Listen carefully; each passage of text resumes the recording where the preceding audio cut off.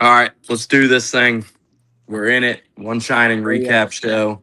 The return, first episode in over 4 months, but we're back in it about 6 weeks out from the start of the season. But figured we got enough to talk about this week to do a show. Obviously, we got college football going on right now, but the storylines have been all over the place.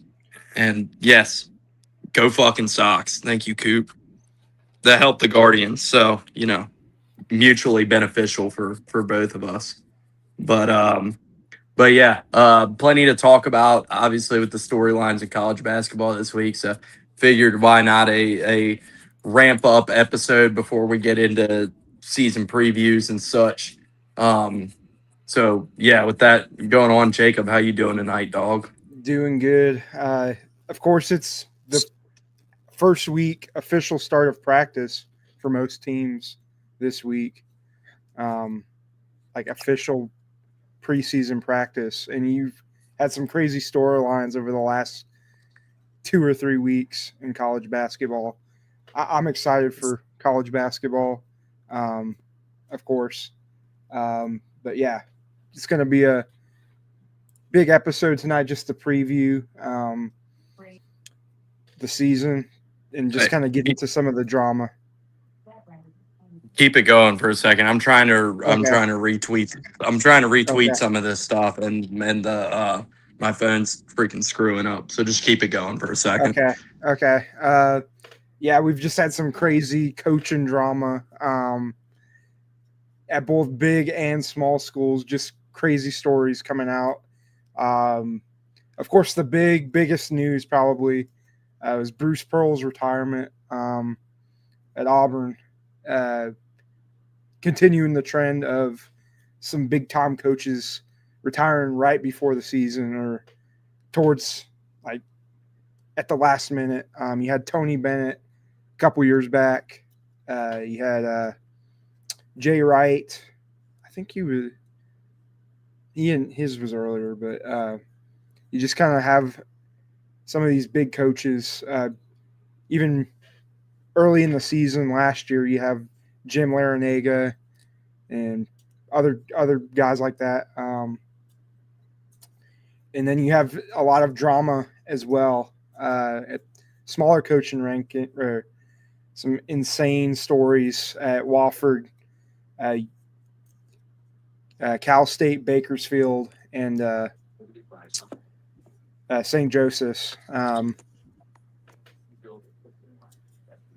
But yeah, just a lot of All right. crazy coaching drama.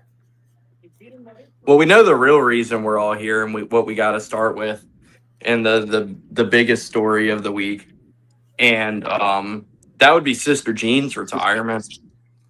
Who could have seen Yeah, that coming? I mean, with the timing of Sister Jean's retirement right before the season, like the question begs to be asked, like did she quit on her team like right before the season? Like, are we knocking Sister Jean for the timing of this retirement? Like the Loyola's just getting ready to go, like big season ahead. Let's try to make another Final Four, and then Sister Jean just pulls the plug on them right before the season.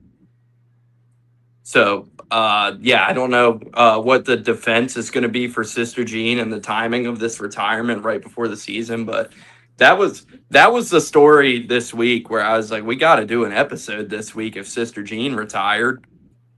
yeah, just I mean, a true icon of the sport.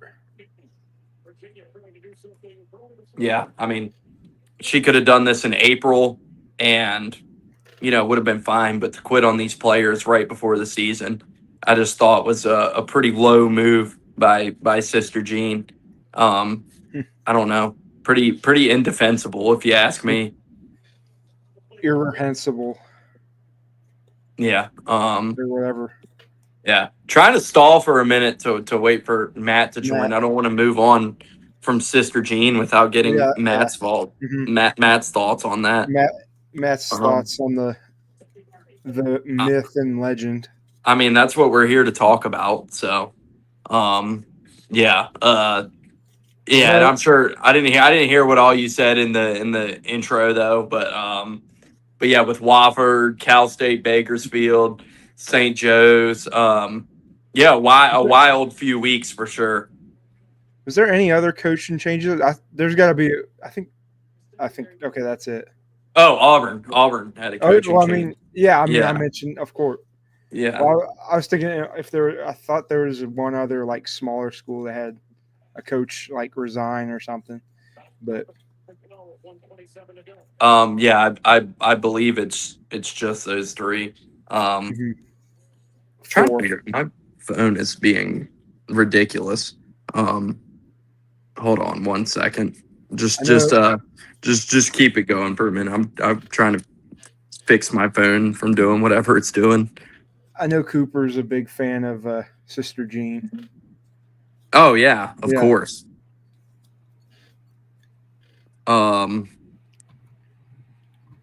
hold on.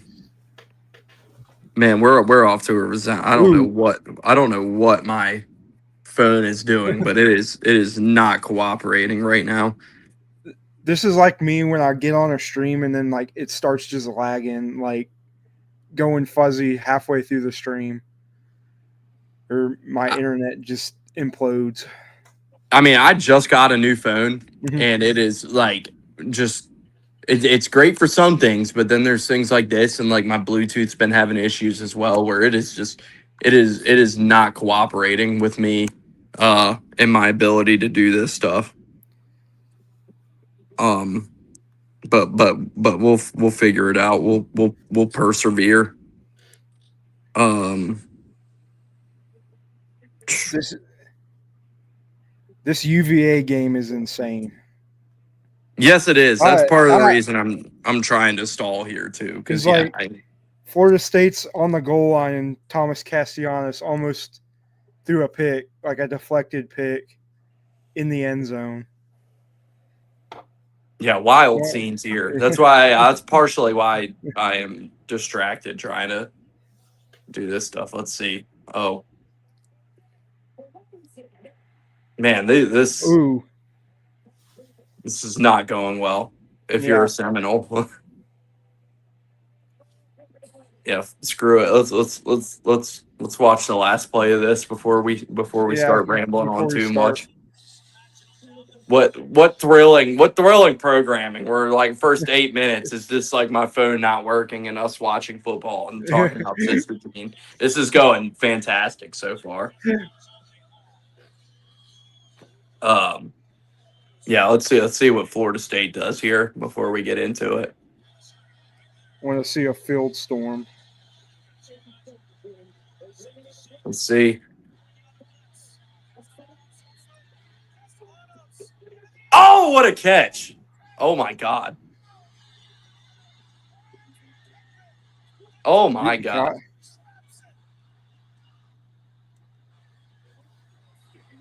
Wow. Okay. All right. So this is going to overtime. Let's see. Did he get it? Yeah, that's a catch. I don't. Yeah, it didn't hit the ground. Oh, there's Matt. Matt joining with just we're watching this Florida State. Virginia. Yeah, That looks like a catch to me. that does look like a catch.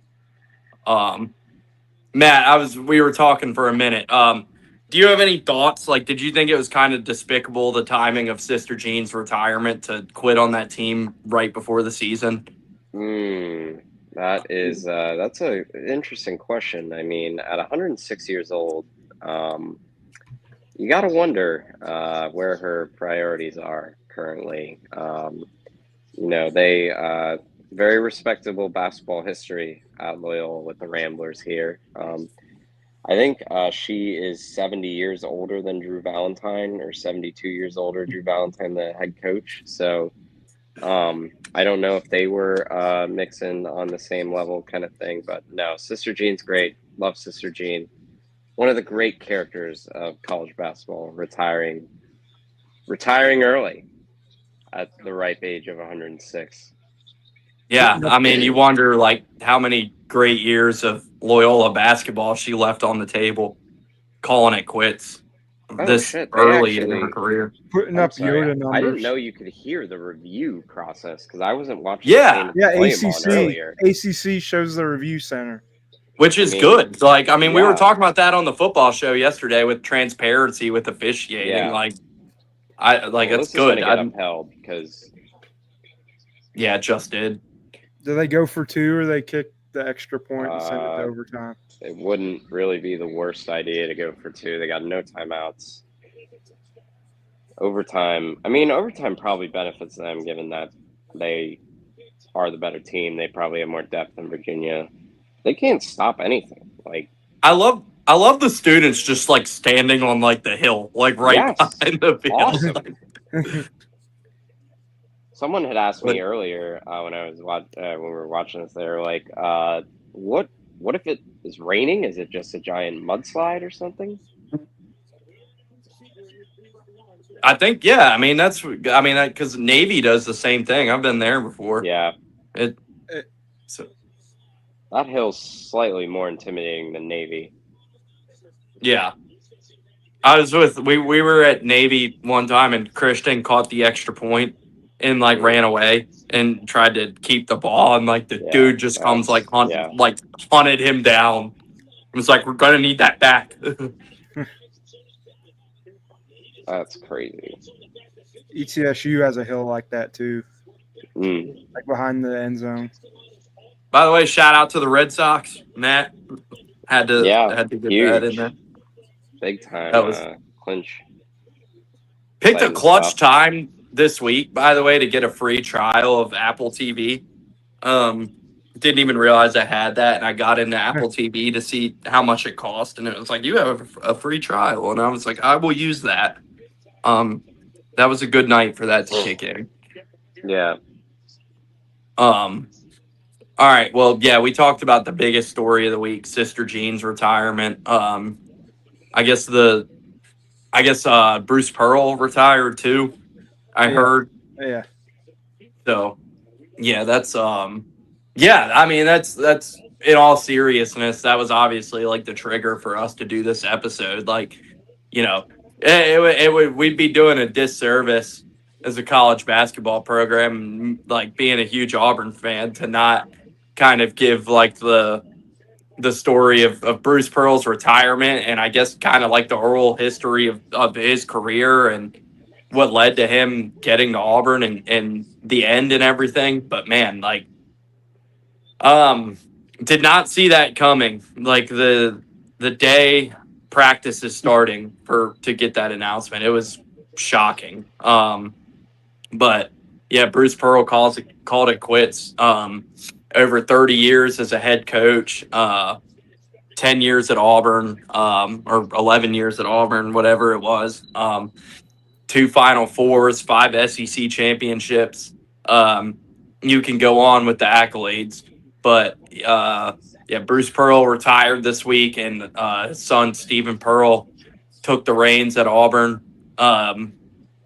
So yeah, shocking. I guess before I get into my whole thing, I'll toss it around to you guys to give your non-biased perspective on it before we kind of get more into the nitty-gritty of it. But what was your guys' reaction when the news dropped of Bruce Pearl's retirement this week? Whoever wants to go first. I was pretty shocked, just seeing the timing of it as well. Like, it's one thing to, like, you figure he would announce he was coaching his final year and have like an interim, like have a plan in place, like go out with one final year. But it's kind of crazy that that's kind of become the trend with big time college coaches to just go out with no announcement, no final year. We're kind of getting into the methodology behind it, but like I think that was to guarantee that his son was the head coach, if I had to guess.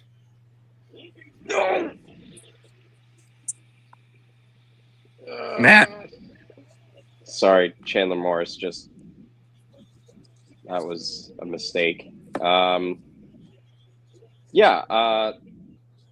think the initial reaction. Well, you have to contextualize this with anyone like remotely connected to the college basketball community kind of knew this was coming at some point. This was always going to be something that was going to happen in the next couple of years, maybe sooner. Bruce has other interests outside of basketball that he's pretty passionate about, obviously. His son's on the staff. It was kind of all set up for him to make that move pretty soon. Like it was going to, I don't think anyone expected it to be that soon. So it was surprising. I think that's the first initial reaction, especially once we got to September. I thought it was pretty clear he was going to stick around for another year at minimum. But yeah, for me, honestly, I was surprised. I was kind of disappointed. Bruce Pearl's one of the, kind of big characters of the sport, and college basketball doesn't have as many of those as what it used to. So I think it's a loss for college basketball.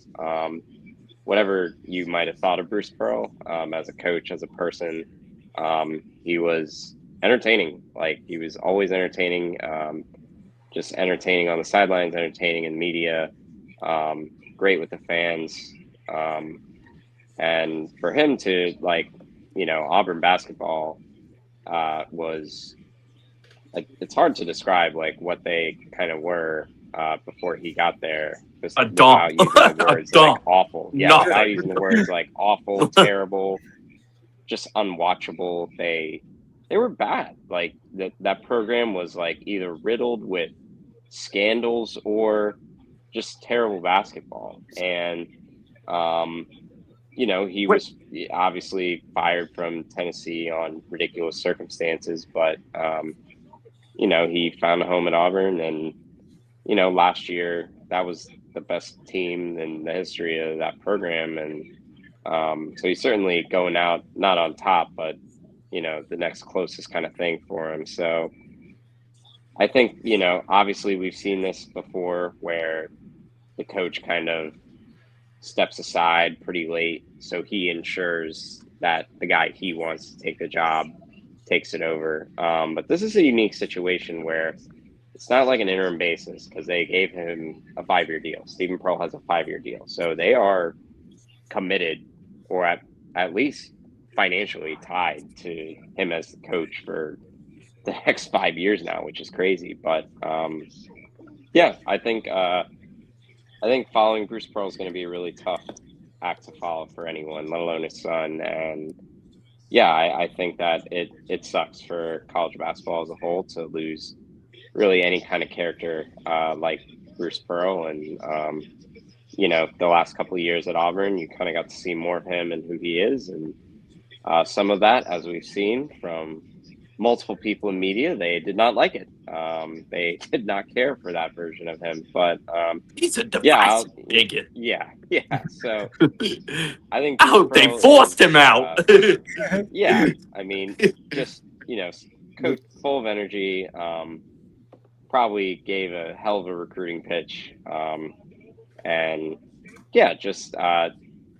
Seems like really just decent guy all the way around. And I was openly not a fan of Bruce Pearl, especially when he first got to Auburn. I thought he was just kind of a total blowhard, like not a very good coach, just kind of like cheerleader, rah enthusiasm, like nothing more to it. But the last few years, especially that Final Four run they had in 2019, that was probably more impressive than the run they just had this last year.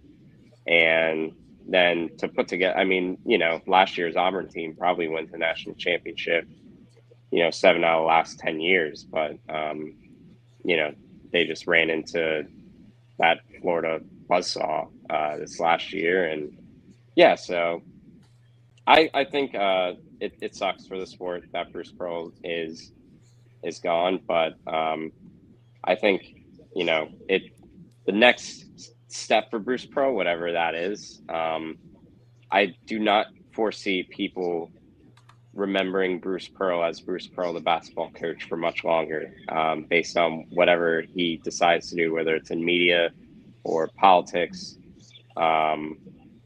Well, he's not Whatever running for lane he Senate. Like, chooses. that's Yeah, like he made that clear in the video. Like, he's still going he to be did. at Auburn as Yes. special assistant to the AD and the senator of Auburn, as he said in the video. So, yeah, So that I'm was curious obvious. to know, like, why, because, we all speculated he'll step aside because that's what he feels like, that's what he wants to do. Obviously, seeing him not do that, at least on the surface, at least right now, not say that that's something he's going to do, is kind of surprising. I did not see that coming. I don't know if that's like, if he's going to stick to his word on that, but I don't know. I thought that was interesting because I think pretty much all of us had pegged him for someone who would be kind of a rising political star, kind of someone who was full of opinions and very, very passionate about certain causes that he felt that he could make an impact on a national political scale. So yeah, we'll see. I'm not totally buying that he's not going to do any of that stuff, but we'll see. We'll see what happens.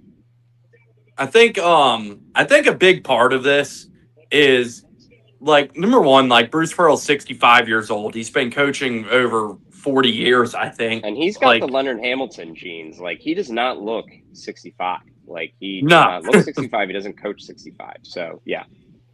Yeah. But I think a big part of why you saw this, like, obviously with the timing, and he's gonna get criticism, and it's like, I can understand, even as an Auburn fan, some of the criticism of him. Obviously, like, I think a big part of this is, like, he wanted to make sure Steven got the job. And, like, he's been trying behind the scenes to get that written into his contract for a couple Yeah. years now for Steven to get that job. And I think a big factor in this is Bruce Pearl is, like, his goodwill and stock at Auburn, unless he goes and wins a national championship, it was never going to be higher than it is coming off of last year. Like, he had the most leverage coming off of last year that he's ever going to have there at that point, unless he won a national championship. So I think coming off of how great last year was and being able to go out at the top of his game and have that leverage at Auburn to make sure Steven got the job was a big factor in that. That, if he resigns or retires, like, right after the Final Four in April or May, Auburn has more time to pivot and scramble and execute a national coaching search versus if he retires now, like, the day practice starts. Like, obviously, like, they're not in a position where in late September where they're going to go have a national search for a coach. And then if you do that, you're running the risk of players transferring and stuff because they don't even know what the staff is, who's coming in and coaching. Like, it wasn't feasible for them to run a search at this point. And I think that was a factor. And I also think Bruce, like, probably genuinely did not know if he wanted to coach or not. Like, I don't think it was strictly just like he had this plan that he was going to pull the plug the day practice. Like, I think the day was probably just coming and looming, and it hit him that just like, I just don't want to do this for another year. And as the season got closer, that hit him. And yeah, he obviously used his leverage there to get Steven the job, which he, like, Bruce has earned the right to do that. Like, and for people mad, like, or criticizing him for getting Steven the job or this and that, like, this is no different than did John Shire was Coach K's handpicked successor, and, like, we saw that So that happen. was written into his contract. That was years in the making. They had Tab Shire once they made the decision, that was 2 years out from Kay's retirement that he was getting that job. Yeah, and like Boeheim did the same thing at Syracuse with Similar to what Tony Bennett, more or less. That's probably the closest comparison you can make in terms of the timing of the retirement, and that, you know, it was ultimately who he wanted to get the job, and that's basically exactly what's happening here. It was a similar thing at Purdue with Gene Cady and Matt Painter. Matt Painter got hired as an assistant like the year before Gene Cady retired, and so he was a handpicked successor. So, But for anybody critical, it's like, has Bruce Pearl at Auburn not like earned the right to pick his successor? Because like that's not some foreign concept in college basketball to pick a successor and pick who you want to be. Yeah, especially if you're a Hall of That's a complicated question. That's actually like, you know, it's one of those. It's one thing when Coach K is. I mean, they had that planned, and he had the last season. It was abundantly clear to everyone. So like, recruiting didn't skip a beat or anything, and they just kind of transitioned to that. And then what happened to Virginia basically like kind of screwed the university and really set them back a year. And now they're back on good footing because they have a real coach and whatnot who knows and recruits that area well. But I don't know. I mean, it is kind of a fair question to ask. Like, are you putting yourself over the future of the program? Like, what if, in theory, Bruce stepped down and Todd Golden was like, yeah, I want to come home and take that job? Like, are they really giving the job to Stephen Pearl over Todd Golden? Like, I don't. I think Bruce has earned the right to pick that though, because like Kay did the same thing with Shire, where I can't. Who was the dude that was supposed to get the job? That they wanted, so it was between Tommy Amaker at Harvard and John Shire, and Kay had like very, very clearly stated that it was going to be Shire, and that he was. I mean, they had talked about Chris Collins getting that job before Shire, and Chris Collins ultimately left for Northwestern because he didn't want to wait for the head job to open, but that was years in advance. They already had that, and Kay had the retirement date in mind.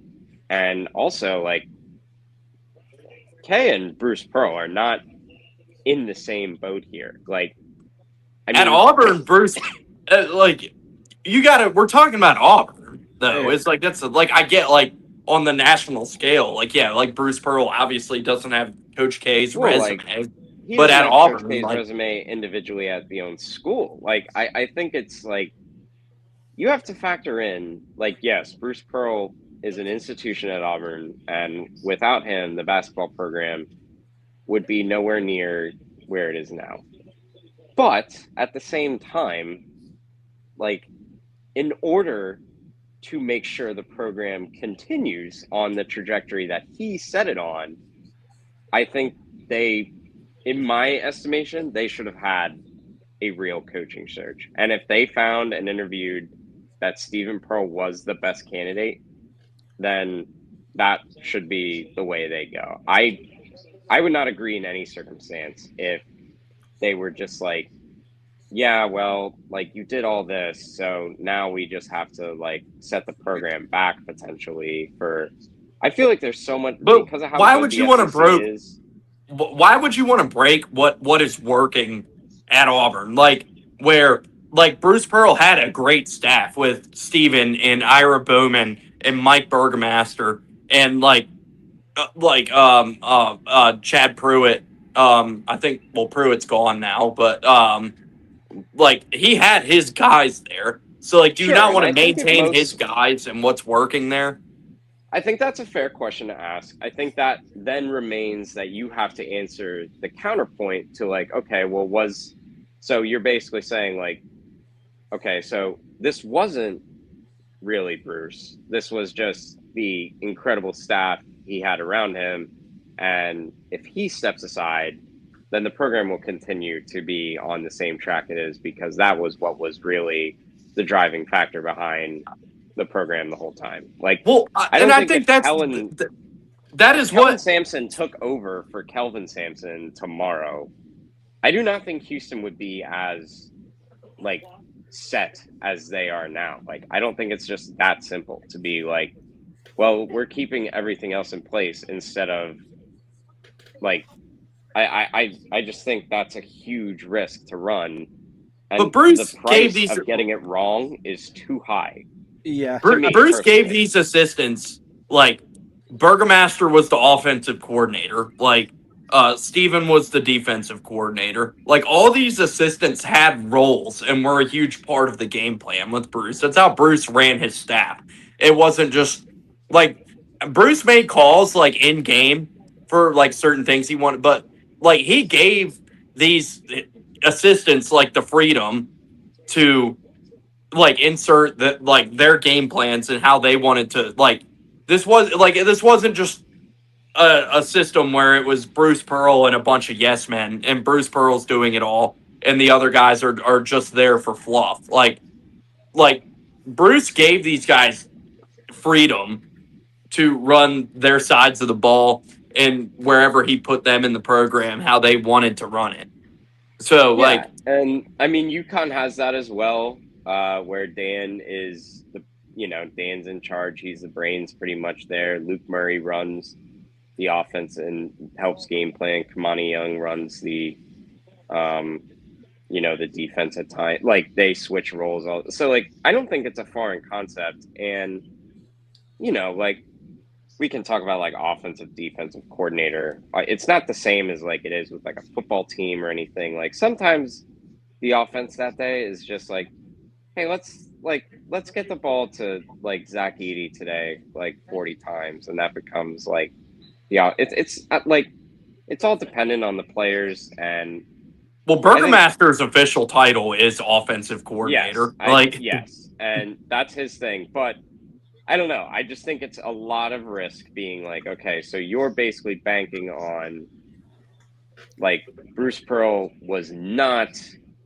he did not mean as much to the organization of Auburn basketball as much as what we might have thought is basically what like the risk you're running is being like, he actually didn't do anything and these assistants are just going to pick up the reins and we're going to entrust his son to do the job now on his own. Like, now, granted, that could be the case. That could happen. I mean, like we've seen that with like Bob Stoops and Lincoln Riley. But I don't think that means Bruce wasn't as important. I think it just means Bruce like prepped these guys for this time in this moment and like had them ready for the handoff. I mean, there's a possibility of that. I mean, we won't know until they start playing the games, but it's just I think the job if like Auburn's stock has never been higher as a basketball team, as a program. If they had a national search now after the season they just had, I think they could have attracted really like short of a few names, like they probably could have gotten next to anyone they wanted, and they just threw that away to hire Stephen Pearl. So if it works, great. Like it works for them. I just like under no circumstances would I okay that if I were the athletic director and been like, I'm not putting my ass on the line for this guy just because he's your kid. I feel like I'm sorry. Like I'm gonna get fired. There's always the bad side of that, looking at Bob Knight and Pat Knight. Sure, yeah. Because like either it's going to be a home run, going to work out perfectly, or you're going to have a disaster on your hands. Yeah. Like there's always the possibility that occurs with someone that's unproven as a head coach. Yeah, and like what Creighton is doing right now is significant. Like they have their coach in waiting, and they kind of promised him that when they hired him, but he already proved that like he has credible head coaching experience. He's gotten teams to the NCAA tournament before, and he runs basically the same system that Creighton runs because he was an assistant under McDermott.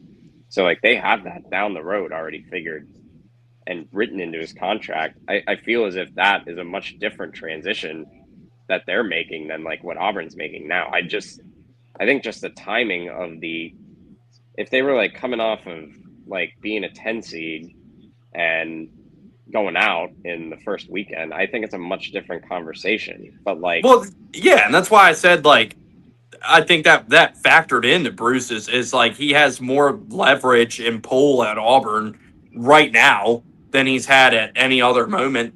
Like, obviously coming off the best season in program history. And I think that's part of the reason he decides to do this now. Because if you're Bruce and you sit here and you wait 2 years to do this and you have 2 exits after the first weekend the next 2 years, you're not going to have the same pull and leverage at Sure. Auburn that you have right now. Totally agree. But looking at this from an Auburn standpoint, like, I don't agree with that decision at all to just be like, yeah, we're just going to hire this guy. Like, your stock has never been higher as a program, and you could get next to anyone you wanted. Like, you would have been the biggest coaching vacancy out there. Like, and following up on a team that just went to the Final Four, that just, like, had a great SEC regular season.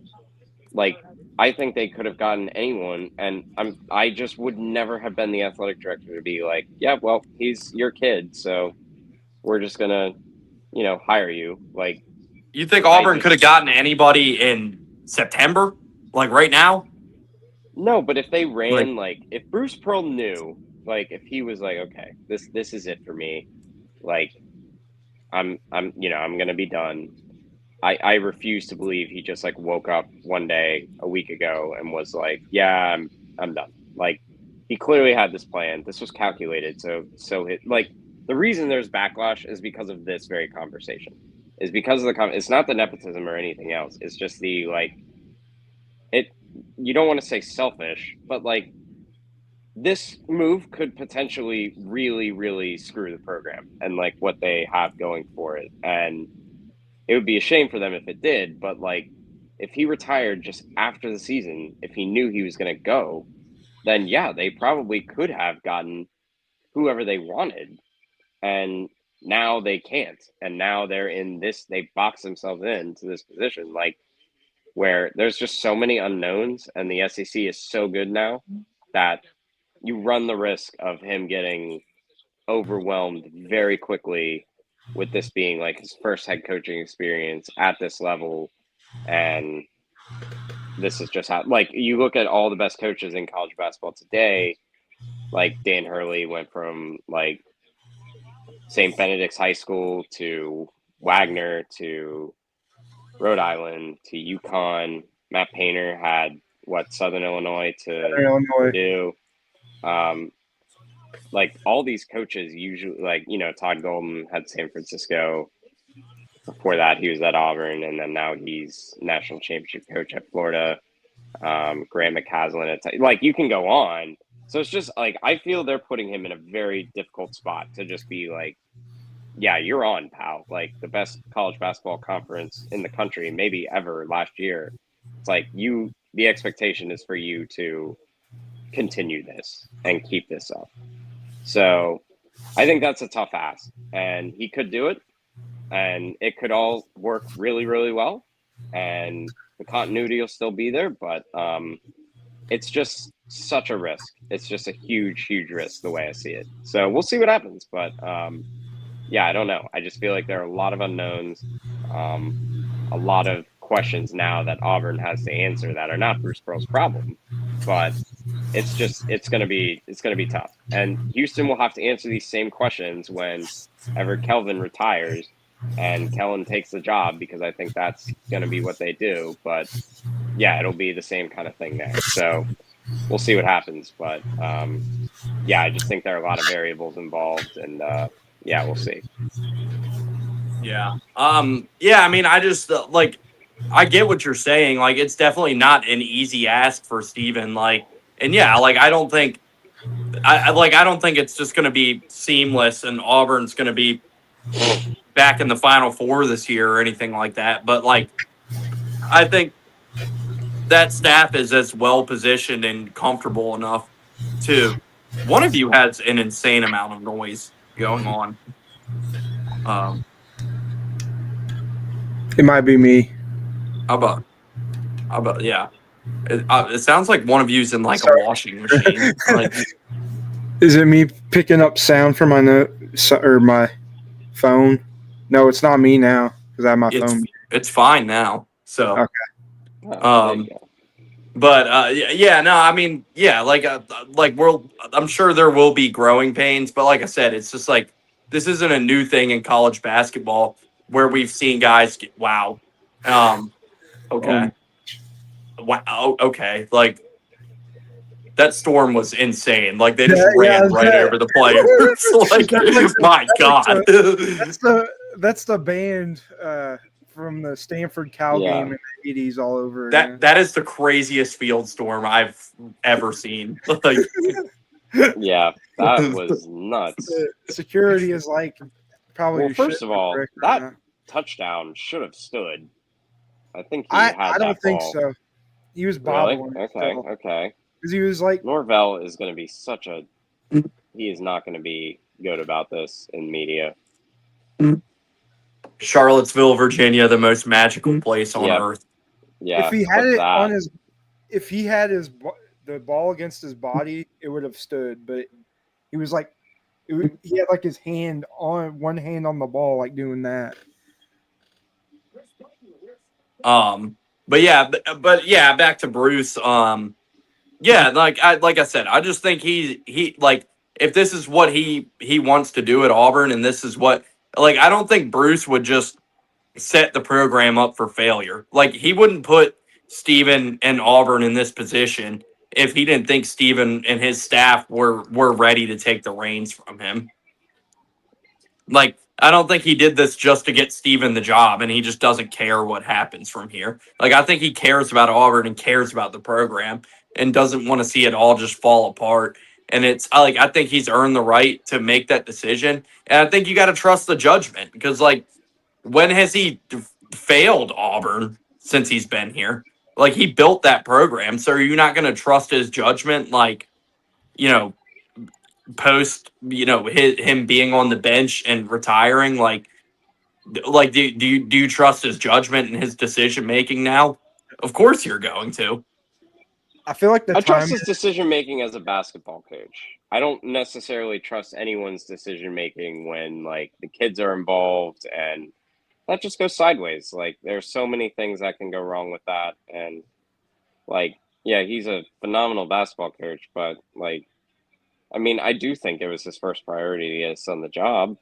He's a father first, so it's not as if he's gonna look out for his son over Auburn. Yeah, but he wouldn't put Steven in a position to fail, if he didn't think Steven was ready for it. Yeah, we'll see. I think it's his son. He feels he's prepared him well, and I just think I don't think I don't think he cares necessarily as much as what some of the Auburn community might want to hear, but he definitely, I think, is looking out for his son getting the job first. And they gave him a 5-year deal, so they clearly agree with him. They don't agree with any of these questions I'm asking because they gave him the deal. So we'll see what happens, but we'll see. But it will definitely be interesting to see how they navigate that. And I know the expectations for Auburn this year are not particularly high. So we'll see when or if they start to become impatient if they're not getting the same results that they're accustomed to. So, they still got. I think the expectations are still decently high this year, though. You're still paying Keyshawn Hall and Todd Pettiford a lot of money. Yeah, I think that it's what I would say Sweet 16 would be a good season for Auburn playing in the second weekend of the NCAA tournament. I think that would be considered a good season for them given what they're bringing back. So the question I wanted to get to, we talked about it a few months ago, and I think it's a relevant question again. But so Bruce Pearl ends his career with 706 wins at the Division I level, a Division II national championship, 244 wins at Auburn, 2 Final Four appearances, 5 SEC championships. So do we think my answer is obviously going to be yes. But is Bruce Pearl a Hall of Famer? Because I think when you take what he's done at the D2 level, 2 national championships, and you got to factor in to those discussions too, like the programs that these guys inherited and the jobs they did at those programs. Because like he inherited Tennessee as a mess and got Tennessee to number 1 in the country. Could have done a lot more there if you didn't have the Aaron Kraft situation. And then comes to Auburn, inherits another mess, and brings them to the top of the SEC in 2 Final Fours. So I think when you consider the program building that he did in his career, and then put a D2 national championship and 2 Final Fours and 5 SEC championships, I think Bruce Pearl is a Hall of Famer. Do you guys agree with that? I'd say Bruce Pearl is a Hall of Famer. I mean, there's lesser coaches in the Hall of Fame than what his statistics are, like what his accomplishments are at the college level. I mean, if you've made 2 Final Fours, I mean, that puts you in elite status with 700 wins, I mean, at the D1 level and D2 level. But yeah, the 706 wins don't include D2. Oh, it don't? Okay. No. Okay. Yeah, but I do think, like, when people look at the numbers, like, they don't really factor in that D2 stuff. But I think what he did at Southern Indiana and winning a D2 national championship is certainly, like, is a huge part of his resume, because that's no easy accomplishment. Yeah, it's tough. I think you would hear a lot of pushback from people like, oh my gosh, if we let Bruce Pearl into the Hall of Fame, then we got to have this guy in the Hall of Fame and this guy. Like, I think I honestly don't know what I am very hard on my Hall of Fame inductees, whoever they might be. I think it's just like, would you guys say Brad Stevens should be in the Hall of Fame? I mean, he'll probably make it in with his accomplishments in NBA and college. Yeah, but he didn't coach for. I mean, you're comparing Brad Stevens to Bruce Pearl. Like, the only similarity there is 2 Final Fours. Like, I don't think Brad Stevens coached at the college level. Accomplished more in his college career than Bruce Pearl and most other, like, at a winning level, like, back-to-back national championship games at Butler is unheard of. Like, should he be in the Hall of Fame? Like, if the answer is yes, then, like, get those guys in there. Like, the 2 Final Fours at Auburn is also unheard of. Butler in the Horizon League versus Auburn in the SEC in the NIL era with their resources. I mean, like, they wouldn't have ever had the NIL resources that they have for the basketball program if Bruce Pearl didn't put them in that position for the era. Butler was an 8 seed in 2011, but that run is one of the more impressive tournament runs of all time. But yeah, I mean, the point is, like, I don't know. Is John Beilein going to be in the Hall of Fame also? Like, are we putting him in the Hall of Fame? I think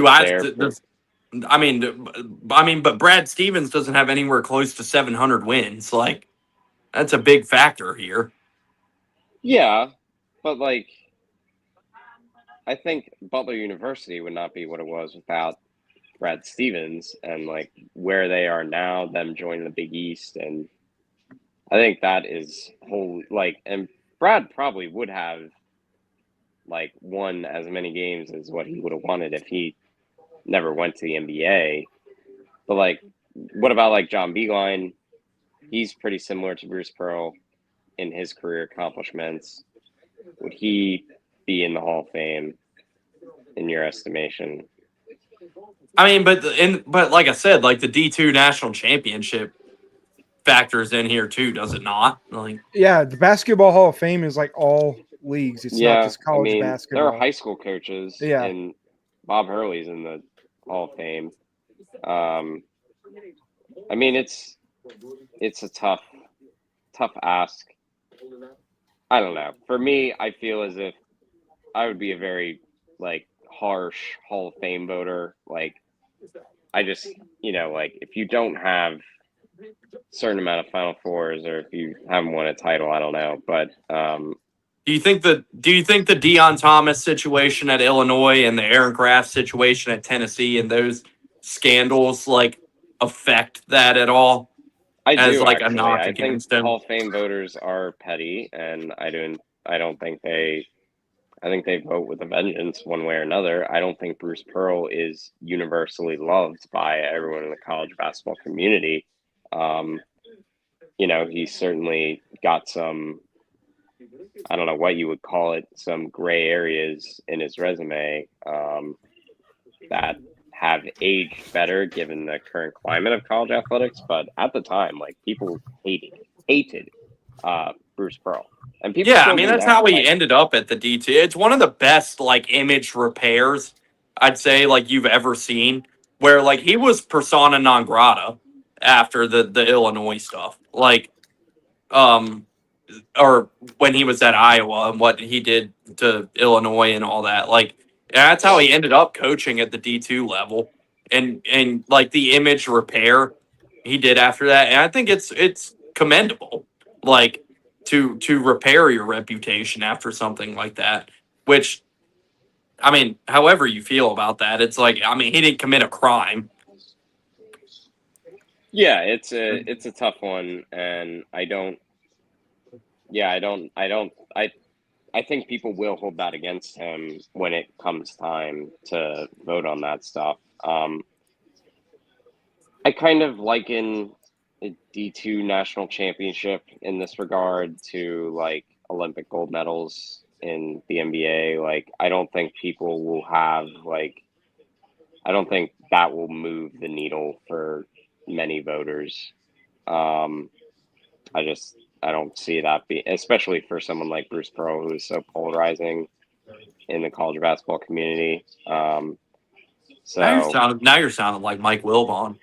well, no, I'm just like, he's He's a polarizing for his divisive basketball figure. reasons, for his basketball history. Like, obviously, the other stuff is a whole other discussion that we will not hear the end of, because we see it with Kurt Schilling now. Like, if they do not like your politics, no matter what you accomplish, it will. And now baseball is a different breed of voter, but yeah, I don't know. I don't know the answer to that question. I would like, I would say they will not vote him in as of today. But like, I don't know. I wouldn't protest him being in the Hall of Fame or anything if he got in, but just knowing how they vote and whatnot, I would guess that they are not going to put him in there.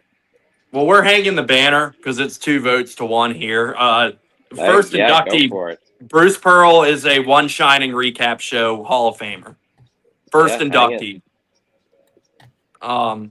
So yeah, whether they give him that nod or not, Bruce be happy to know we are inducting him into he is the first member of the One Shining Recap Show Hall of Fame. Congratulations to him. Yeah. I do. But have yeah, you were. Oh, go ahead, Jacob. I said I do have a funny story about Bruce Pearl. Someone on the Purdue forum said Bruce Pearl flirted with their wife, like way back in the day.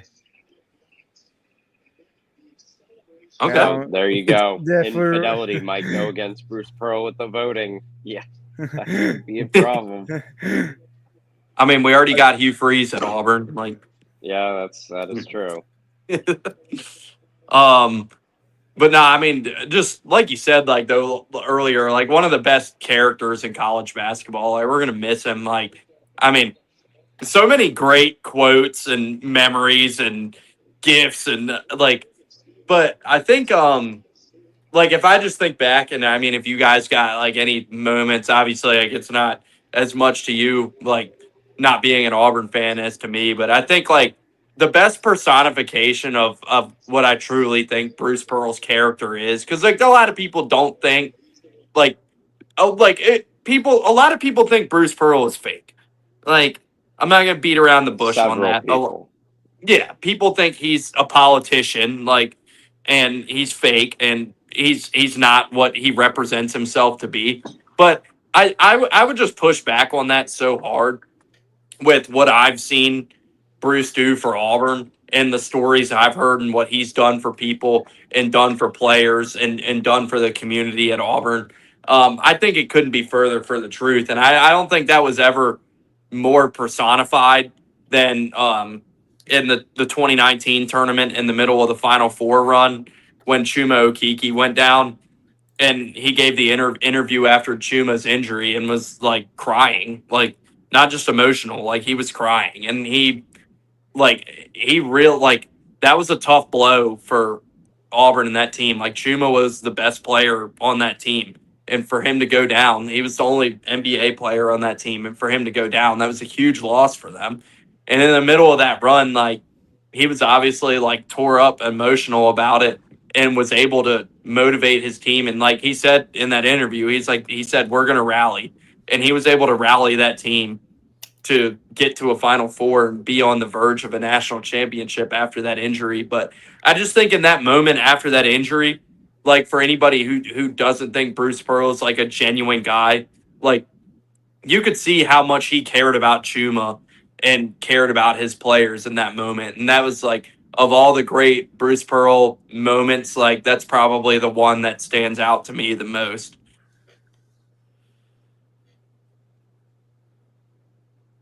I know my Yeah, dad he's had some good ones. Yeah, go sent me ahead. a Bruce Pearl quote. I forget what it was, but it was something. It was genuine. I could tell it was genuine. I forget about, or it was about some like a tragedy that had happened. Yeah. I mean, Bruce, like I said, I'll push back on that stuff till the end of time. That like Bruce loved his players and still loves them and loves Auburn, loves the community, um, and the institution. Like, and Auburn gave Bruce a second chance, and I think like he was always loyal to Auburn. Like, there's plenty of opportunities he had while he was at Auburn to jump to bigger jobs and stuff, and he was always loyal to Auburn because it meant something to him that Auburn was willing. Like Auburn hired Bruce while he was still on a show cause, and like Bruce still couldn't even when Auburn hired him, he was still on that show cause, and so he couldn't officially coach yet, and he was at Auburn before he was even officially the coach. Like you know, going in and getting guys to go to basketball games and other athletic events there, and was like a cheerleader for Auburn basically for months before he even got that job because he was still on the show cause. And like and he repaid Auburn with that, with the loyalty that he gave Auburn. Like there's plenty of times like he could have jumped to bigger jobs. Like I know Indiana wanted him, and Kentucky wanted him, and Louisville wanted him. Like there were opportunities for him to do that, and he was always loyal to Auburn and never even entertained jumping to a new job. Yeah, Bruce was. I mean, I know a lot of people in connected college basketball circles who really are not fans of his, and they would be like, "Yeah, he is kind of a fraud. He is not genuine. This stuff is all kind of an act." Um, and they, people be like, "He doesn't really know the X's and O's of basketball as well as some of these other coaches do." Um, but I mean, he carved out a really, really tight knit community there within Auburn. I think, and they both needed each other. Like Bruce needed Auburn just as much as they needed him at the time when they hired him, and that was a school that is so like not known for the only thing people would think about with Auburn basketball is Charles Barkley went there, and that was kind of it. Um, Now that's not really the case, and people still think of it for that, but not in the same way now. They're a national brand. They've been to the Final Four, um, you know, 2 of the last 6 years now.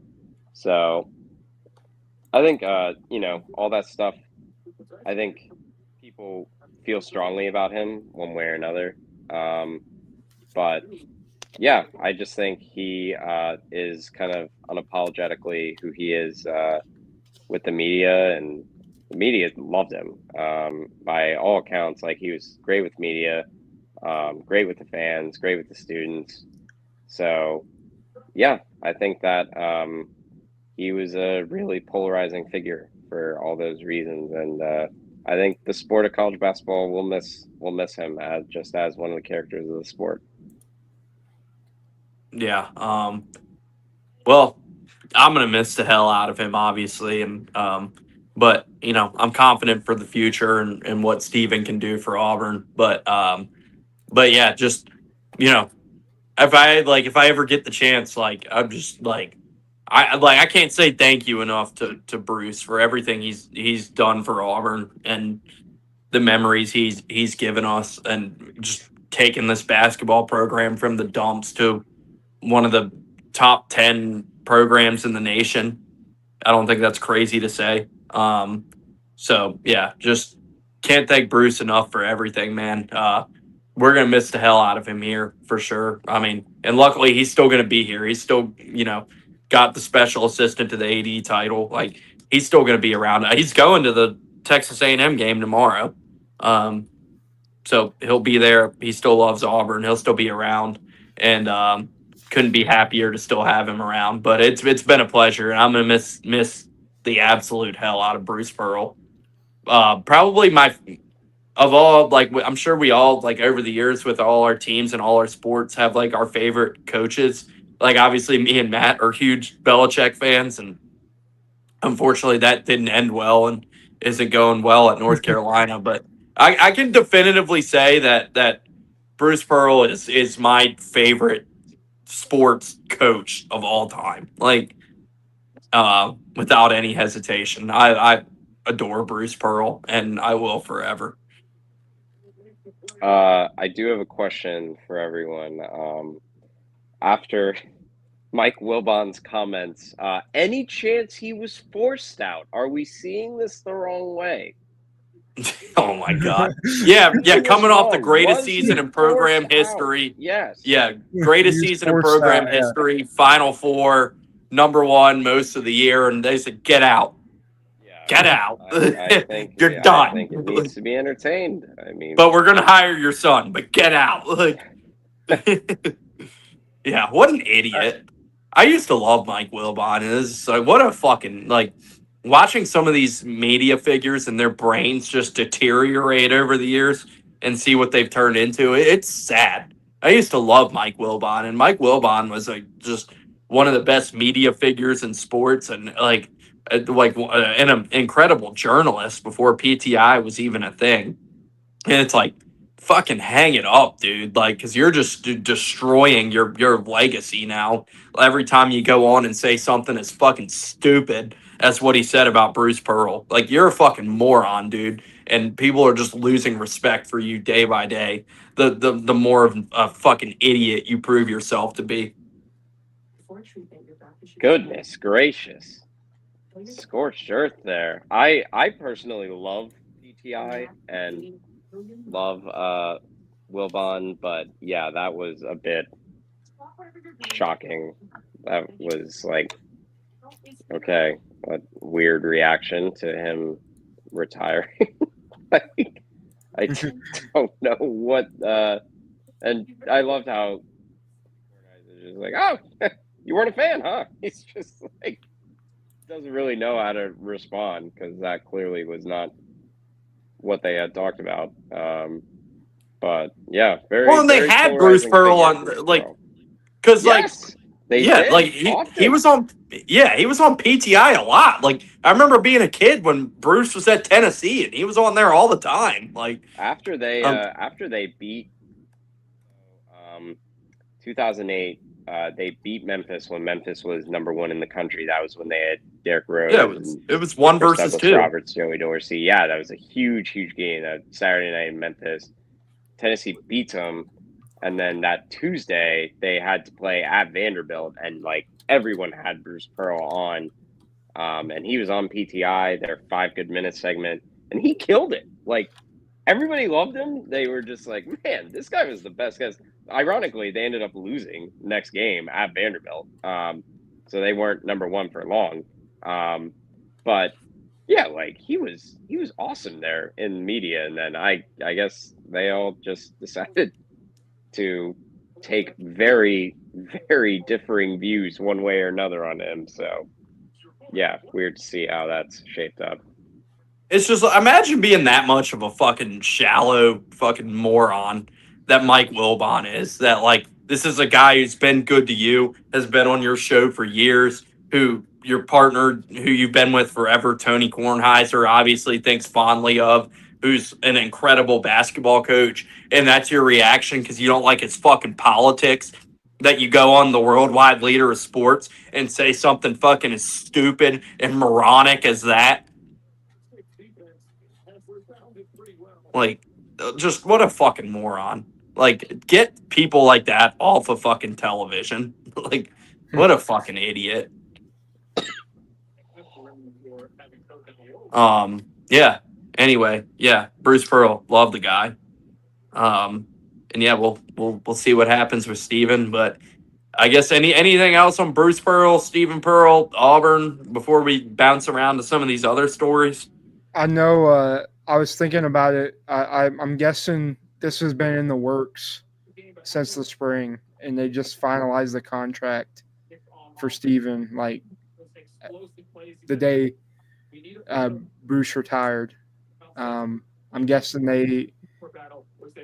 there was just kind of contract negotiations before any of this happened. If I had to guess, just based on the timing. So who do we think? Because we talked about this a few months ago, where like we see these shock retirements, and like, I mean, we were wondering in the Final Four last year with Bruce Pearl and Kelvin Sampson, like, you know, who could we see like bouncing from that group of coaches first? And but you know, with that being said, do you guys have any prediction? Like, it's probably not going to be this season, but like after this season, like, who do we think the next coach to pack it up is going to be? I mean, it would definitely, I would say Tom Izzo or Bill Self is near the top of those rankings, probably. Mark Few. Are we counting Greg McDermott, or is he already retired? Well, Greg technically has already announced that he's going to be done, so I would not count him in that because that's public information. But Goodman has been insistent since last year that like Mark Few is on the way out. Like that he's not going to be coaching much longer. Yeah, he's up there and he's had back issues. Yeah, I could see him doing that. And then they have the Tommy Lloyd angle. They could just bring him back. So, yeah, I could see Few at some point. And then, yeah, just like between Izzo and Bill Self, like Bill Self always like just has been fucking grinded every year. Like the last couple of years now have been really tough. They had a 1 seed 2 years ago. He couldn't coach the team when Arkansas beat him. And then had, just got absolutely annihilated by Gonzaga. They had the Hunter Dickinson saga that they had to deal with. But he's missed games annually. And then Izzo is also another one who just at times at Michigan State just looks like beaten down coaching there. Just the grind is, and he's not someone who really dips into the NIL stuff as much as I would say some of these other coaches are willing to embrace. Like he's still part of that old guard of Roy Williams and Coach K and Jay Wright. So I would be pretty surprised if it was not one of those two. I think it'll be That Bill was Self discussed there. based on just health. Honestly, So I feel like Izzo's gonna go till he can't, like, literally can't go no more. Like, I just have that feeling. So I want all these people who have like been criticizing Bruce this week, like fucking Dan Wolken and these fucking idiots out here who are like, yeah, of course you guys fucking son the job. Like, so when if it's Kelvin Sampson after this year and Kellen gets that job, just keep that same energy for Kelvin Sampson. Of course, Yeah. fucking nepotism. Like, I mean, Houston's taking the same risk, so yeah, that seems to be the route that they're going to go. Also, yeah, whenever that is, I don't know yeah. when. I still think Kelvin has a few more years, but we'll see. I fucking hate Dan Wolken. I had to fucking. He's like, oh, I hope this is worth fucking destroying your program for Auburn fans. Like, yeah, fuck you, Dan. Like I said, let's see if he has the same energy when fucking Kelvin Sampson retires. But no, Dan has had this fucking personal vendetta with Bruce and has published multiple fucking proven false stories about Bruce Pearl trying to character assassinate for years, where Bruce has been Dan Wolken's white whale to take down for years, and obviously that didn't work for him. So yeah, obviously had to get his shots in on the way out. But he had Dan. See if you have the same energy when Kelvin Sampson hangs it up. Is he? Are these like political hit pieces that he's writing, or are these like basketball No, related? no, I'll have to go find him. But yeah, he's put out a few hit pieces on Bruce over the years, and like has always made snide comments about. But like Bruce quote tweeted him one time, and he said wrote some nasty tweet about Dan Wolken, and Bruce quote tweeted him, and it's like, so I'm guessing you're not a fan, like, um, yeah, no, Dan's been after Bruce for years. When we get off of here, I'll find some of those just fucking nonsense stories multiple times that nothing came of. I'm trying to think, like, fuck, I can't even remember what the dumbass. I shouldn't even give the accusations the time of day, and obviously nothing ever came of any of them. But yeah, I'll have to go find them and send those to you when we get off of here. But yeah, anyways, St. Joe's, Wofford, Cal State I need a Wofford Bakersfield. minute from Jacob here. I need some Wofford thoughts here. Jacob's been saying for weeks that he has the insider info on this. Yeah, So. I'm waiting for it. It's actually insane what is going on at Wofford. Like, this is just like, and this isn't even the first time this has happened. Like, a controversy at Wofford. They had their football coach when Mike Ayers retired, FCS coaching legend. They hired the guy they hired to replace him. He got in trouble for like player mistreatment or something, and then got fired for that. And then they hired an intern, and then literally the coach, I think it was the coach before, 2 coaches ago for Wofford, literally got in trouble for he like stepped down. There's a controversy there. I think it was Jay Young. He was the guy that replaced Virginia Tech. Mike Young, yeah. Mike Young. And then he had let me go look at Wofford. Jay McCauley, that's his name, Jay McCauley. They just bought their first home. So, and this the story that's crazy with Dwight Perry coming off an NCAA tournament berth, mind you. You have apparently the volleyball coach reported him for NIL, or not NIL, but like misallocation of player NIL funds. And for literally like buying food for players. yeah, that was the Goodman story that they were using their meal cards Yeah.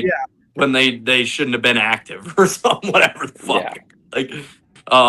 Which then the NCAA I guess so. The report was the players were in the school ruled the players ineligible, and then the NCAA was like, "No, we didn't rule them ineligible." It was And all the school's Wofford. like, "Okay, they're all eligible again." Like, what is happening?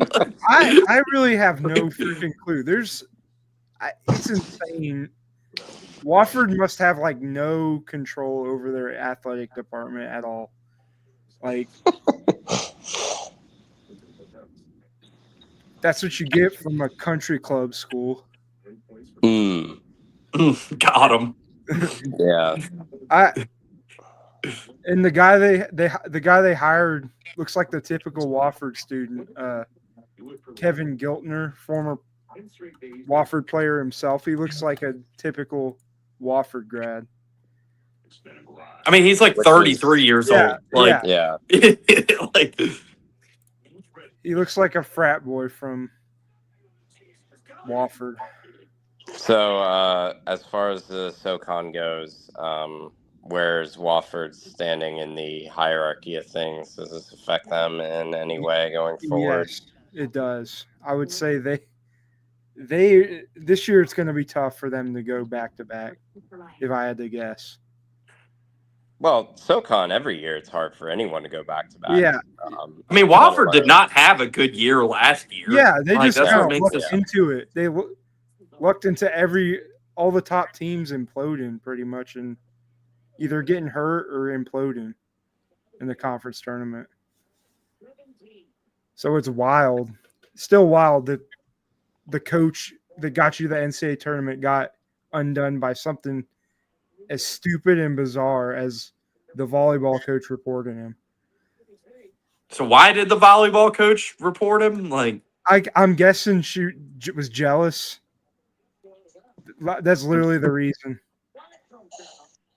We're gonna get Jealousy sued. strikes Yeah. at Wofford. Yeah. We're gonna get sued. Like the Wofford athletic department's gonna like issue a cease and desist on this show. The short-haired terrier guy off of Twitter is gonna sue us all. So yeah, that was a wild story. Yeah. I guess They buried it good, I'll say. They really that was buried expertly by Wofford's PR. Yeah. So hold on. I gotta let me get I want to get the details on this. I want to get the details on this straight because this was the accusation. There were 6 players who were declared ineligible for using their on-campus meal plan while living off campus. And the estimated value of the improper benefits was between $84 and $108 per player. And this was allegedly why Dwight Perry was fired. And then supposedly these players were going to be ineligible. And then the NCAA came out and was like, no, they're not ineligible. And I don't know. Like this, what a mess. Like, I don't. I have no idea what's going on in their AD. Like, there were rumors all the players were going to sit out if Dwight Perry wasn't brought back at one point. Yeah. I don't know. What a weird story, Matt. You got it. And well, it's weird. I'll say that. And I thought we were past the days of impermissible benefits being the reasoning for a coach's dismissal, but here we are. And yeah, I mean, for Wofford, that is not good. They had a lot of momentum going into this season here. And you just, I mean, people don't understand also, SoCon is like all of those, like in a lot of mid-major conferences, like not every school is pouring in resources for the basketball team to really compete. Like pretty much in the SoCon, all those schools they usually always have a new champion every year. And there are some great coaches who have come out of that conference, and they're all passionate about basketball there. So, like, it's not going to be an easy road for them to get back if they really fuck this up badly. So we'll see what happens. But yeah, it sucks for them because they were building momentum, and it's just impossible to repeat in that conference as is. And yeah, it's hard to see them doing that this year. Even VMI and Western and Citadel have stepped up. Yeah. Like they're spending. They're like the doormats of the conference. But what's crazy to me is this is the third type of story like this that's happened to Wofford within like the last 4 or 5 years. Like, and like, it's just insane, to be honest. Well, we were on the subject when we started talking about this, about timing and like when stories come out and everything, because obviously they dropped this like right after Bruce Pearl's retirement, like the official announcement. Speaking of timing, the St. Joe's announcement was probably the craziest timing. Hey, Why? Yeah. Yeah. Yeah, that was insane timing for that one. But yeah, many of you might have missed because there was other news going on in the country when the St. Joe's news was announced that Billy Lang left to become an assistant coach for the Knicks, and Steve Donahue will be the new coach there. So yeah, I don't know anything on St. Joe's. I guess it's kind of it just kind of makes me think of like we've seen some stories like this in college football, and guys leave head coaching jobs in college football to go to the NFL and be assistant coaches because they just don't want to deal with what modern college athletics is. And it kind of feels like that's trickling over to basketball now too, with Donahue leaving head coaching job at St. Joe's to go be an assistant coach for the Knicks. To be what I guess he'll hand towels to Jalen Brunson's dad or something. Like who knows what he's going to be doing there, but yeah, it's it sucks for St. Joe's. They had coaching stability for many years when Phil Martelli was the coach. And those schools all kind of like are very proud of their coaching continuity that they have. I mean, they expect at Penn, they expect Fran McCaffrey to be there until he retires. They had continuity with Jay Wright. John Giannini at LaSalle was there for years. So yeah, and Temple, they had Cheney there forever.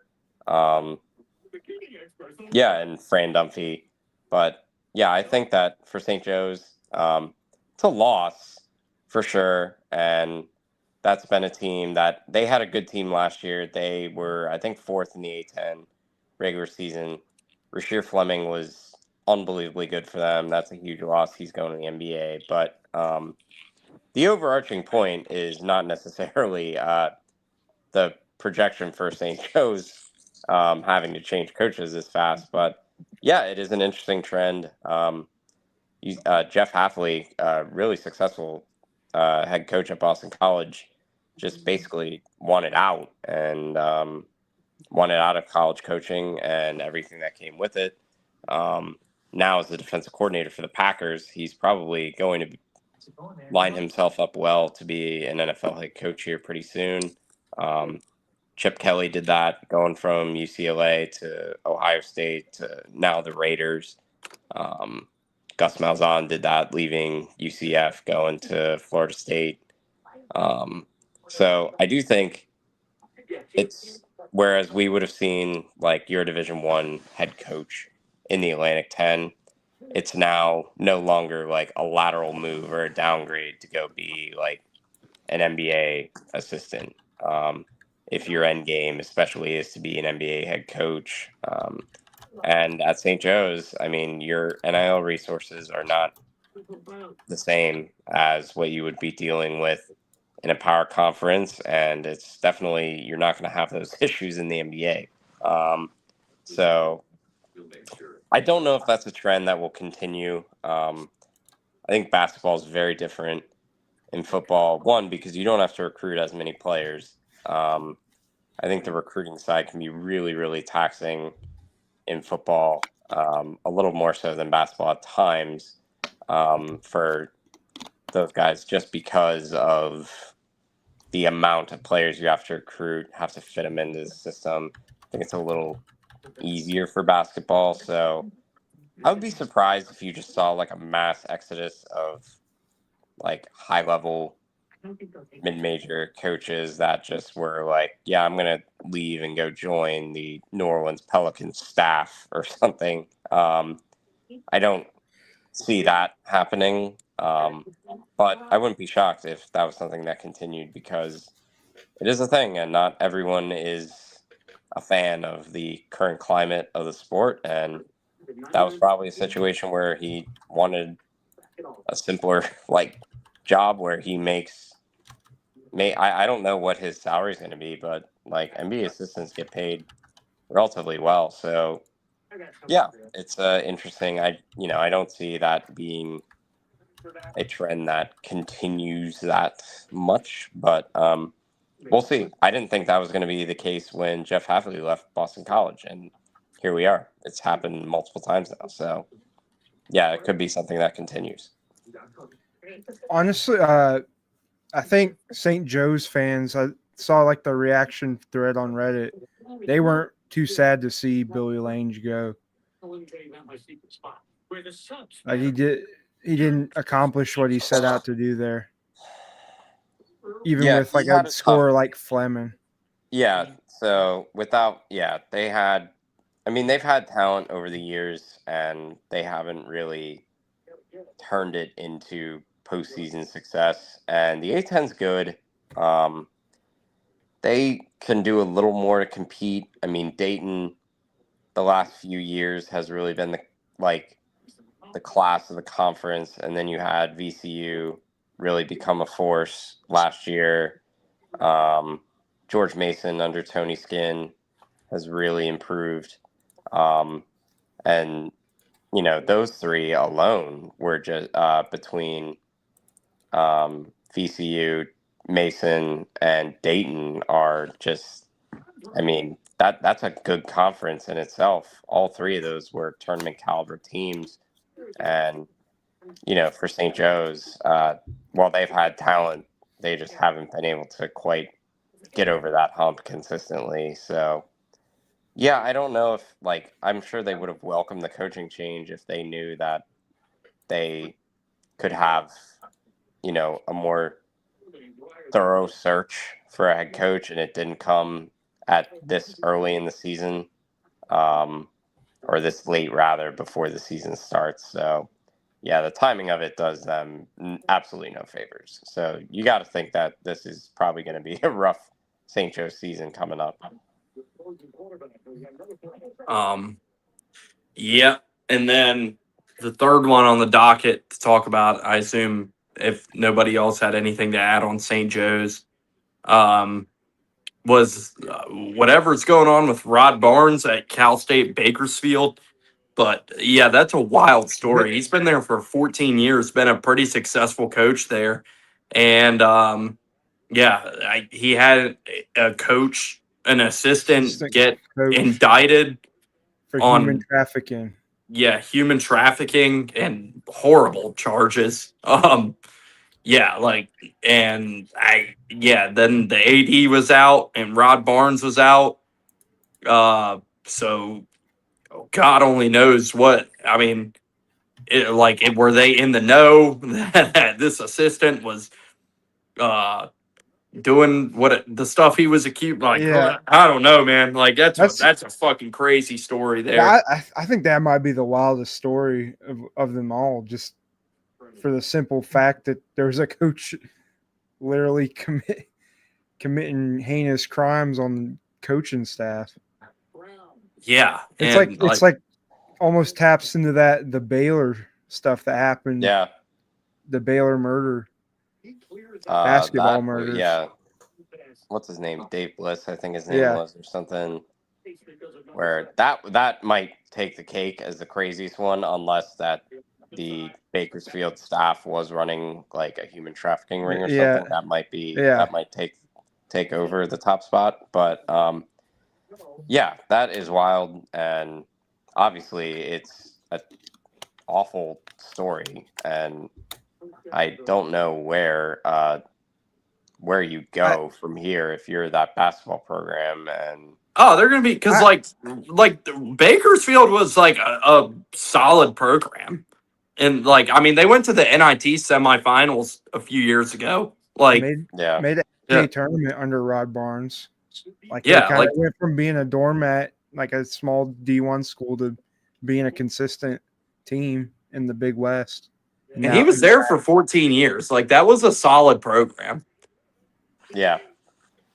So I don't know where, like, because he resigned. He didn't get fired. I think he may have just been like, I'm close to retirement anyway. I don't want to deal with the headache of having to deal with the fallout from this.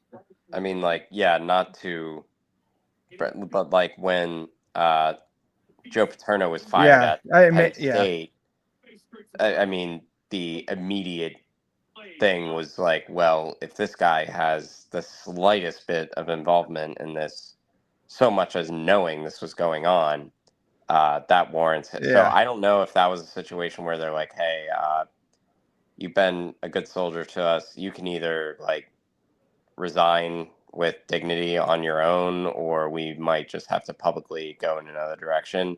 I don't know what the AD clearly seemed to have known something. If he was out of town immediately. So I don't know if that trickled into, they just wanted to be like, hey, we just have to do this, and you can either resign or we can, like force you to like fire you kind of thing. So yeah, very bizarre scenario there. I hope there, it's a serious topic, obviously, but yeah, you certainly hope that no one else on that staff or anything was involved or knew what was going on, and that they just felt that it was something that they had to do to cleanse the program. And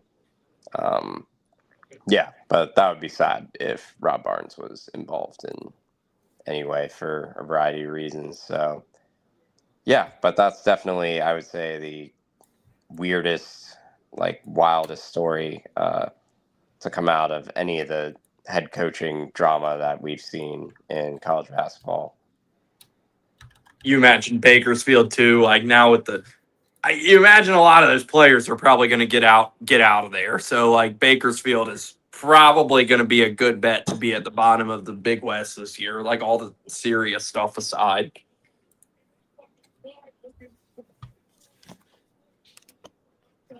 Somebody take it over. I got to do something real quick. I think, when a program goes through a controversy like that, I mean, it just kind of wrecks morale. Well, like, you have to wonder if they'll have a team. Yeah. Like, is it worth them having a season if you're running that program? Kind of, like, if you're the new athletic director, like, does it make sense to have a season? I mean, that was a conversation. If it's obviously deeper than just the assistant coach doing crap outside the program. And then, like, are there sanctions or punishments handed down by the NCAA for your coaches committing? I mean, Baylor didn't get any when the head coach was helping cover up and frame murder suspects. And then you had the Miami stuff.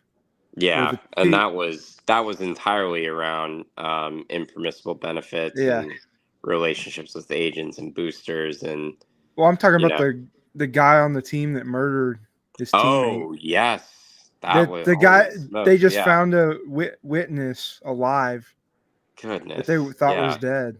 The picture where like they're all like praying Yes. and like he's like the only one in the picture with his eyes open. Yeah, that's a wild one. Yeah, so yeah, it's weird, but I don't know. That will be an interesting storyline to follow if they have a basketball season, because if they can't get players in there, I mean, they don't have much of any kind of an athletic department. So yeah, that'll be one to follow closely. Yeah. I don't know. I think that's I don't know, any other wild stories we haven't mentioned that need to be mentioned? I think that's it. I mean, those are the big ones. Coaching chaos. Yeah, I'll say. Well, yeah, y'all. I don't know. Y'all want to wrap this thing up? Y'all got anything Sure. else to Sure. I think anything else you want to speak about? it's about a month away from exhibition starting. Yeah, I was gonna say I'll talk to you guys when we end this and we're still in the room. I don't want to, but I'm figuring like the next few Fridays and Sundays, possibly we can get back on our usual schedule and start knocking out like some conference previews and stuff and predictions and anything like that. If you guys would want to, like, we can finalize the times and everything on that later. But just for everybody watching, keep an eye out on that the next few weeks, because I do want to start trying to work on some of that kind of stuff as we head into October and count down to the season. So, but I'll talk to you guys about that when we get off of here. And for anybody watching this, we're on set. Make sure you go like and subscribe on Sectator Media's YouTube. If you're watching this and you enjoy watching this, please go over to YouTube if you're watching this on Twitter and subscribe Sectator Media, because ultimately we want that to be the main platform for this. I'm going to try to see if we can segue this over the Sectator Media Twitter, since we're on the LTC umbrella tonight still, but gonna try to uh, get over to the more Sectator Media branded platforms for this. So yeah, make sure you like and subscribe on YouTube, please, and go follow Sectator Media on here. Go follow One Shining Recap on here, and yeah, we'll be back at it. The season's coming up. So yeah, good to shake the cobwebs off and talk some college basketball tonight. But yeah, so yeah, please go do that if you're tuning in and you're interested to keep up and hear us talk about college basketball throughout the year, because we're gonna try to grow this thing as much as we can. So thanks everybody for tuning in. We'll be back soon, I'll say, and we'll figure something out, and we'll be active. So until then, thanks everybody for tuning in, and we'll see you.